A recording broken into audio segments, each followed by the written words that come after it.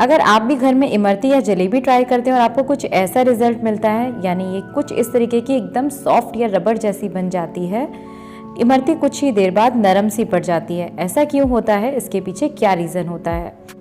इमरती कई बार करारी तो बन जाती है लेकिन अंदर तक रसीली नहीं बनती, अंदर तक रसी नहीं पहुंच पाता। इसके पीछे क्या रीज़न होता है? इमरती चाशनी में डालने के बाद कुछ ही देर बाद नरम पड़ जाती है। इमरती के लिए चाशनी कैसी रखनी चाहिए, गाढ़ी होनी चाहिए या फिर पतली होनी चाहिए, यही पता नहीं होता। इस तरीके की जो प्रॉब्लम्स अगर आपको पहले आती रही हैं तो आज के बाद आपको ये बिल्कुल भी नहीं आने वाली। और इमरती की अच्छी शेप कैसे लाई जाती है इसके बारे में भी पूरी डिटेल आपको इस वीडियो में मिल जाएगी। आज के इस वीडियो को देखने के बाद मैं आपसे विश्वास के साथ ये बात कह सकती हूँ कि आपकी इमरती या फिर झांगरी कभी भी खराब नहीं बनेगी, ये मेरी गारंटी है। ये रेसिपी इतनी ज़्यादा सिंपल और इजी है कि आप इसे कभी भी बना सकते हैं और इसे बनाने के बाद आप इसे 1 महीने तक स्टोर करके भी इंजॉय कर सकते हैं। इसका सारा जो डिटेल है वो मैंने इस वीडियो में शेयर किया है। और इस तरीके की क्रिस्पी और रसीली झांगरी कैसे बनाई जाती है, चलिए शुरू करते हैं इसकी रेसिपी को बनाना। सबसे पहले मैं आपको इसकी चाशनी बनाना बताऊंगी। इसके लिए मैंने यहाँ पर लिया है 2 कप जितनी चीनी, 250 ml वाला मेजरिंग कप है, इसी से नाप करके हम उतना ही पानी यहाँ पर डाल देंगे। उसके साथ मैंने यहाँ पर एक छोटी हरी वाली इलायची है, इसके बीज निकाल कर डाल दिए हैं। आप इसमें इलायची पाउडर भी डाल सकते हैं। और अब मैंने इसको गैस पर रख दिया है उबलने के लिए।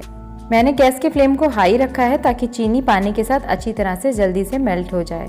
चीनी हमारी मेल्ट होना शुरू हो गई है। अब हम यहाँ पर थोड़ा सा ऑरेंज फूड कलर डाल देंगे। मेरे पास ऑरेंज कलर नहीं था इसलिए मैंने येलो और रेड फूड कलर को मिक्स कर दिया, तो इससे हमारा बढ़िया सा ऑरेंज कलर बन गया है। चीनी पूरी तरह से डिज़ोल्व हो चुकी है। अब हम इस चाशनी को तब तक पकाएंगे जब तक ये अच्छी तरह से गाढ़ी नहीं हो जाती।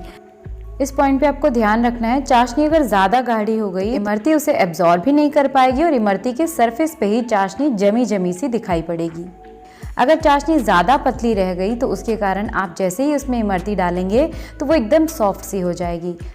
अब इमरती की चाशनी की पहचान क्या है, आप इस तरीके से थोड़ा सा सिरप उंगली के बीच लेकर देखिए और इस तरीके से आपको एक तार बनता हुआ दिखाई देगा, लेकिन ये काफ़ी कमज़ोर सा तार है। ये देखिए प्रॉपर एक तार नहीं बन रहा है, लेकिन अच्छी चिपचिपाहट इसमें आ चुकी है। इस समय पर हम गैस के फ्लेम को बंद कर देंगे और इसको हम एक साइड रख देंगे। इमरती की चाशनी तो तैयार है, अब हम इसका बैटर तैयार कर लेते हैं। इसको बनाने के लिए मैंने यहाँ पर ली है धुली हुई उड़द की दाल। इसको मैंने अच्छी तरह से धुल करके पानी के साथ सोक करके रख दिया था। इस दाल को आपको मिनिमम 3 से 4 घंटे के लिए भिगो देना है। इतने में ही दाल आपकी फूल करके रेडी हो जाएगी और इसमें जो भी एक्सेस वाटर है वो हम एक छन्नी पे डालकर इसका सारा पानी निकाल देंगे। इमरती के लिए दाल को बहुत ज़्यादा टाइम के लिए सोक नहीं किया जाता, क्योंकि अगर ज़्यादा टाइम के लिए सोक कर देंगे तो कई बार उसमें दाल की एक अजीब सी स्मेल सी आने लगती है, तो वो ना हो इसके लिए आप इसे बहुत कम देर यानी 3 से 4 घंटे तक ही भिगोइए। भिगोने के बाद मैंने यहाँ पर इसका सारा पानी इस तरीके से छन्नी पे डाल करके निकाल दिया है। 5 मिनट तक इस छन्नी पे रहने दिया और अब हम इस एक्स्ट्रा पानी को डिस्कार्ड कर देंगे। अब हम इसे बैचेस में ग्राइंड करेंगे। तो यहाँ पर थोड़ी सी दाल मैं एक मिक्सी के जार में डाल रही हूँ। अब दाल पीसते समय पानी कितना इस्तेमाल करना है, यहाँ पर मैंने एक कप लिया है, इसको पानी से भर लिया है और मैं यहाँ पर एक टेबल स्पून की मदद से थोड़ा थोड़ा करके पानी डालती जाऊँगी। तो पहले यहाँ पर 2 चम्मच मैंने पानी डाला, इसको ढक्कन लगाकर पीस लेंगे। जितनी ज़रूरत लगती है इसी तरीके से 2-2 चम्मच करके पानी डालेंगे और इस दाल को पीस लेंगे। हमें इसके लिए दाल काफ़ी ज़्यादा बारीक पीसनी है, एकदम फाइन पेस्ट इसका तैयार करना है, इसीलिए आप थोड़ी थोड़ी मात्रा में पानी डालते जाएँ और इसको पीसते जाएँ। दाल का जो बैटर है वो इस तरीके का बिल्कुल स्मूथ होना चाहिए। मैं आपको इसे टच करके दिखाती हूँ, इसमें एक भी दाना नहीं होना चाहिए, एकदम स्मूथ बैटर हमारा तैयार होना चाहिए। और देखिए इतनी दाल को पीसने में, एक बैच को पीसने में मुझे लगभग आधे कप जितना पानी यूज़ हुआ है। इस दाल को हम एक बड़ी सी परात में निकाल लेंगे और इसी तरीके से मैं दूसरे बैच को भी ग्राइंड कर लूँगी। तो इन टोटल जो 250 ग्राम्स हमने दाल ली थी उसको पीसने में मुझे लगभग 1 कप में से 2 टेबलस्पून पानी निकाल देंगे, इतना पानी मैंने यूज़ किया है। दाल को पीसते समय अगर आपसे पानी थोड़ा ज़्यादा भी हो गया है तो भी आप बिल्कुल टेंशन मत लीजिए, आप उसमें 1 से 2 चम्मच जितनी मैदा डाल लीजिए और इस तरीके से उसको गाढ़ा बैटर में तैयार कर लीजिए। बस मैदा आपको बहुत संभल के डालनी है, बहुत ज़्यादा मैदा एक साथ नहीं डालिए, थोड़ी थोड़ी करके डालिए और इस तरीके की थिक कंसिस्टेंसी वाला बैटर रेडी कर लीजिए। अब हम इसे परात में एक डायरेक्शन में चलाते हुए फेंट लेंगे। फेंटते समय मैं यहाँ पर थोड़ा सा ऑरेंज फूड कलर डाल रही हूँ, जो नॉर्मली आप मार्केट में खाते हैं तो हल्की सी ऑरेंज कलर की होती है, इसीलिए मैंने यहाँ पर थोड़ा सा ऑरेंज कलर डाला है। आप इसे बिना फूड कलर के भी बना सकते हैं, ये उतनी ही ज़्यादा टेस्टी और मज़ेदार बन के तैयार होगी।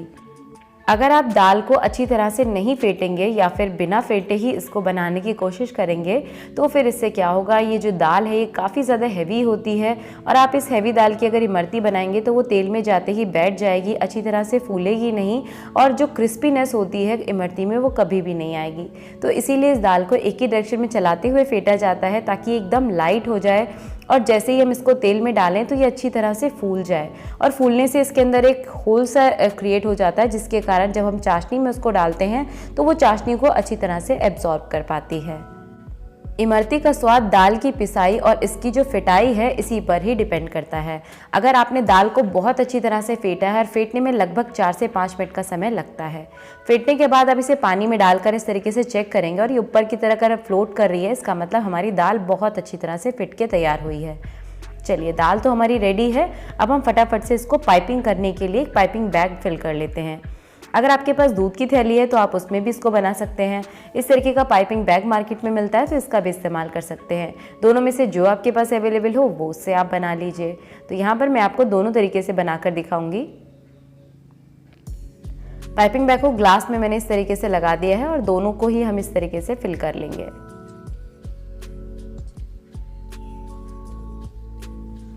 अब इमरती की अच्छी शेप आए इसके लिए आपको 1 से 2 बार उसे प्रैक्टिस कर लेना है, क्योंकि हमारा ये रोज़ का काम नहीं है, हम रोज़ नहीं बनाते, इसीलिए हमको थोड़ी सी प्रैक्टिस की ज़रूरत पड़ेगी ताकि हम इसे अच्छी सी शेप दे पाएँ जैसे कि हम मार्केट में खाते हैं। यहाँ पर मैं दूसरे पाइपिंग बैग को भी फिल कर लेती हूँ और इससे भी आपको इस इमरती को बनाकर दिखाऊंगी। ऊपर से रबर बैंड से सिक्योर कर लेंगे और अब हम यहाँ पर छोटा सा कट लगाएंगे। बहुत बड़ा नहीं लगाना है लेकिन बहुत बारीक भी नहीं होना चाहिए। इसमें से अच्छा इस तरीके से मोटा बैटर निकलना चाहिए। देखिए, इतना मोटा हमें इसे कट करना है। इसे हम 2 बार सर्कल में इस तरीके से रिपीट करेंगे और इस तरीके से इसके फ्लावर्स बनाएंगे। लेकिन यहाँ पर जो मैं आपको तरीका दिखा रही हूँ, ये फ्लावर्स अंदर की तरफ कभी नहीं बनाए जाते हैं, हमेशा बाहर की तरफ बनाए जाते हैं जिससे इसका शेप अच्छा दिखे। अब देखिए, मैं आपको दिखाती हूँ, इसका शेप इस तरीके का होना चाहिए लेकिन इतना दूर दूर नहीं, ये देखने में कभी अच्छी नहीं लगेगी। अब इसका जो प्रॉपर तरीका है वो ये है, आप इसे इस तरीके से 2 बार सर्कल रिपीट कीजिए और इस तरीके से ओवरलैप करते हुए बाहर की तरफ इसकी कलियां ड्रॉ कीजिए। तेल में डायरेक्टली डालने से पहले आप 1 से 2 बार जब इसे प्लेट पर इस तरीके से प्रैक्टिस कर लेंगे तो आप इसे बहुत ईजिली बना पाएंगे। तो ये देखिए, मैं यहाँ पर दूसरी भी बना लेती हूँ और बहुत ईजिली ये बन जाती है। बस आपको थोड़ा हाथ जल्दी जल्दी चलाना है जिससे इसका डिज़ाइन नहीं बिगड़े। इमरती को तलने के लिए जैसे हलवाई हमेशा फ्लैट बर्तन का इस्तेमाल करते हैं, वैसे ही हमने भी यहाँ पर किया है। हमने एक इस तरीके से फ्लैट सा यहाँ पर पैन लिया है जिसको मैंने अच्छी तरह से तेल से भर लिया है। आप तलने के लिए रिफाइंड ऑयल या घी किसी का भी इस्तेमाल कर सकते हैं, लेकिन तेल का या घी का टेम्परेचर ऐसा होना चाहिए कि उसमें डालते ही छोटे छोटे से बबल्स उठने लगे, यानी कि बिल्कुल नॉर्मल टेम्परेचर है, बहुत तेज़ गर्म भी नहीं और बहुत ठंडा भी नहीं। इमरती को तलते समय आपको जो इसमें ऑयल रखना है वो आधे से ज़्यादा क्वांटिटी में रखना है। ये देखिए, मैंने यहाँ पर पैन को अच्छी मात्रा में फिल किया है ऑयल से, तभी ये अच्छी तरह से फ्लोट करेगी ऊपर की तरफ और बहुत बढ़िया से आप इसे शेप दे पाएंगे। आप इमरती को अच्छी शेप दे पाएँ इसके लिए इस बात का ध्यान रखें, टेम्परेचर बहुत ज़्यादा गर्म नहीं होना चाहिए, क्योंकि अगर ज़्यादा तेज़ गर्म होगा तो जैसे ही आप उसमें दाल का बैटर डालना शुरू करेंगे वो भागना शुरू कर देगा तेल में और आप उसे शेप नहीं दे पाएंगे। तो इस तेल का टेम्परेचर सही होना बहुत ज़रूरी है। और जब आपने एक बार सारी इमरती यहाँ पर बना दी हैं, उसके बाद आप यहाँ पर गैस के फ्लेम को लो टू मीडियम के बीच रखकर इस पर अच्छा गोल्डन कलर आने तक और साथ ही साथ ये क्रिस्पी भी हो जाए इतनी देर इसे फ्राई करना है। तो इसीलिए इस टाइम पर आपको पेशेंस रखना है। बहुत जल्दी से अगर आप इमरती को बाहर निकाल लेंगे तो वो कुछ ही देर बाद नरम पड़ जाएगी। इसीलिए इमरती को पेशेंस के साथ बिल्कुल लो टू मीडियम फ्लेम पर अच्छा क्रिस्पी होने तक आपको इसे फ्राई करना है। इसकी क्या पहचान है कि अच्छी तरह से क्रिस्पी हो गई है? आप इसे इस तरीके से निकाल लीजिए किसी स्टिक पर और उसके बाद आप इसे टच करके देखेंगे तो आपको ये कड़क सी महसूस होगी, लेकिन ये जब चाशनी में जाएगी तो बढ़िया इससे रस भी एब्जॉर्ब करेगी और कुरकुरी भी प्रॉपर हुई है। तो आप एक बार इसे छू करके देख लेंगे तो आपको अंदाज़ा हो जाएगा कि ये बिल्कुल सॉफ्ट नहीं है।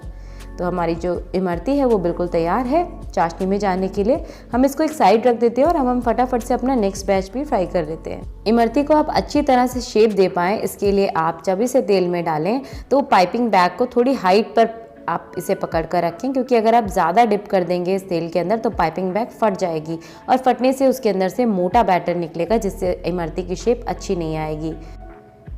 पाइपिंग करते समय इस बात का भी ध्यान रखिए कि पाइपिंग बैग को बहुत ज़्यादा पतला ना काटें। अगर वो ज़्यादा पतला होता है तो इसकी वजह से काफ़ी पतली पतली इमरती बनती है, और इमरती जो होती है थोड़ी सी मोटी खाने में अच्छी लगती है। तो इसीलिए आप इसको इस साइज़ के ही काटें ताकि आप अच्छे से इसको शेप भी दे पाएँ और देखने में भी ये काफ़ी सुंदर दिखे। तो यहाँ पर देखिए जो हमारा नेक्स्ट बैच है वो भी मैं फटाफट से तैयार कर लेती हूँ। अब मैंने जो दूध की थैली में भर कर रखा था बैटर, मैं आपको उससे भी बनाकर दिखाती हूँ। यहाँ पर मैंने थैली को थोड़ा सा कट कर लिया है आगे से, ये थोड़ा सा मोटा कट हो गया है। अब मैं आपको इससे बनाकर दिखाती हूँ। ये कुछ इस तरीके से बन जाएगी। और तो मोटी पतली आप कैसी भी बना सकते हैं, ये आपके ऊपर चॉइस है। अगर आप चाहें तो इस तरीके से पाइपिंग बैग से बनाएं या फिर दूध की थैली से बनाएं, ये खाने में इक्वली उतनी ही ज़्यादा टेस्टी और मज़ेदार बनेगी। तो इसको भी हम अच्छी तरह से फ्राई करने के बाद निकाल लेते हैं। अब बात करते हैं, अगर आपको इमरती को स्टोर करना है तो आपको उसे कैसे फ्राई करना चाहिए। अगर आप इमरती को रख करके खाना चाहते हैं 1 महीने तक, तो आप उसे इमरती के बैटर को डालने के बाद उसको हल्का सा फ्राई करके निकाल लीजिए। हल्का मतलब इतना हो जाना चाहिए कि इमरती अपना शेप होल्ड कर ले। ज़्यादा उसे क्रिस्पी नहीं करना है, लो फ्लेम पर। और इस तरीके से आप इमरती को निकाल करके इसे एक एयरटाइट डब्बे में रख सकते हैं ठंडा होने के बाद। और जब आपको इमरती खाने का मन करे तो इसको एक बार घी में अच्छा सा क्रिस्पी होने तक फ्राई कर लीजिए, और उसके बाद इसे हम गर्मा गर्म चाशनी में डिप करेंगे। तो हमारी चाशनी को मैंने हल्का सा वार्म कर लिया है। ध्यान रखिए चाशनी अगर तेज़ गर्म होगी तो उसमें इमरती जाते ही एकदम सॉफ्ट हो जाएगी। तो इस टिप का आप ध्यान रखिए। जब भी आपको इमरती को चाशनी में डिप करना हो, चाशनी में अच्छी गर्माहट होनी चाहिए, लेकिन चाशनी कभी बहुत ज़्यादा तेज़ गर्म ना हो। चाशनी में आपको इमरती को कितनी देर के लिए छोड़ना चाहिए? चाशनी में आपको इमरती को सिर्फ 4 से 5 मिनट के लिए छोड़ना है, उससे ज़्यादा टाइम नहीं छोड़ना है, वरना ये ज़्यादा सॉफ्ट हो जाएगी। और 4 से 5 मिनट के बाद आप इसे निकाल कर सर्व कर सकते हैं। अगर आप इसे 1 महीने तक स्टोर करना चाहते हैं तो इस तरीके से इसे मैंने हल्का फ्राई किया था, और इस सारी इमरती को मैं इस तरीके से एक डब्बे में भर करके ऊपर से ढक्कन लगाकर इसे 1 महीने तक स्टोर कर लूँगी। रेफ्रिजरेटर सेक्शन में आपको स्टोर करना है, और जब मन करे तो बस अच्छे से फ्राई करना है क्रिस्पी होने तक, और इसे चाशनी में डिप करके आप कभी भी इंजॉय कर सकते हैं। मैं आपको इसे भी फ्राई करके दिखा देती हूँ। मैंने एक बैच यहाँ पर फ्राई किया फ्रिज से निकालने के बाद, और उसके बाद इसको मैंने हल्की सी गर्म चाशनी में डिप कर दिया। इसको भी हम 4 से 5 मिनट रखेंगे, और ये भी हमारी चाशनी वाली जो इमरती है जो हमने स्टोर करी थी वो भी बनके तैयार हो गई है। तो आप इस तरीके से बनाइए, आपको ये रेसिपी ज़रूर पसंद आएगी। अगर आपकी इमरती चाशनी में जाने के बाद थोड़ी ही देर बाद नरम पड़ जाती है तो उसके पीछे का रीज़न यही है कि आपने इमरती को अच्छी तरह से फ्राई नहीं किया। अगर वो कम फ्राई की हुई होगी, अच्छी तरह से कड़क नहीं हुई होगी, तो फिर वो चाशनी में जाने के बाद थोड़ी ही देर बाद सॉफ्ट हो जाएगी। तो इस टिप का आप ध्यान रखिए। अगर आप इमरती को फ्राई कर रहे हैं तो अच्छी तरह से फ्राई कीजिए ताकि वो अच्छी सी क्रिस्पी हो जाए। उसके बाद चाशनी में डिप कीजिए, चाशनी ज़्यादा तेज़ गर्म ना हो। इन सारी बातों का अगर आप प्रॉपर ख्याल रखेंगे आपको एकदम परफेक्ट रिजल्ट मिलेगा, ये मेरी गारंटी है। 250 ग्राम उड़द की दाल में लगभग 1.5 किलो जितनी इमरती बनके तैयार हो जाती है। अगर आप इसकी मात्रा को कम करना चाहते हैं या पहले आप ट्राई करके देखना चाहते हैं कि अच्छी बनती है या नहीं, आप सिंपली जो दही बड़े वगैरह बनाने के लिए दाल को भिगोते हैं रात भर, आप उस उड़द दाल से एक बार बनाकर ट्राई कीजिए। अगर आपकी परफेक्ट बनती है तो आप बिल्कुल इन सारी टिप्स का ध्यान रखते हुए ज़्यादा क्वांटिटी में बना लीजिए, और ये त्यौहार स्पेशल रेसिपी आपको ज़रूर पसंद आने वाली है। इसकी खास बात यह है कि आप इसे एक बार बना करके महीने भर स्टोर करके जब जी चाहे तब इंजॉय कर सकते हैं। अगर इस रेसिपी को देखने के बाद आपका एक भी डाउट क्लियर हुआ हो तो प्लीज़ इस वीडियो को एक लाइक ज़रूर कीजिएगा। आप सभी को दीपावली की बहुत ढेर सारी शुभकामनाएं। Thanks for watching.